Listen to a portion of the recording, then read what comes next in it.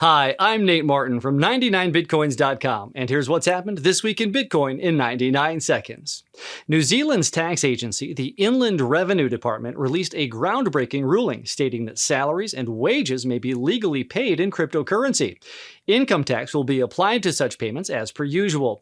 To qualify, payments must be in regular amounts in cryptos, which are immediately convertible to fiat. Chinese crypto investor Dovey Wan tweeted regarding the activities of Plus Token, a Ponzi scheme with a total estimated value of about $3 billion. Wan claims the collapsed scheme is now liquidating its ill-gotten gains on multiple major crypto exchanges, which may be causing some downward price pressure. Samsung released its new S10 range of smartphones with preloaded support for cryptocurrencies like Ethereum. Notably absent from Samsung's blockchain key store app was Bitcoin support, but the company issued an update which adds this feature. The app stores private keys in the secure file system to improve the security of Android mobile wallets. Coinbase spent $55 million to purchase XAPO'S custody service.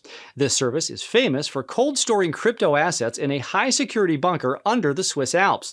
It's estimated that Coinbase now stores around 860,000 BTC, or roughly 5% of the total supply, thanks largely to this most recent acquisition.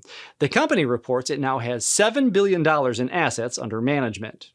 And finally, after successful testing, major new institutional crypto exchange service Bakkt has finally secured regulatory approval. The exchange will launch on the 23rd of September. That's what's happened this week in Bitcoin. See you next week.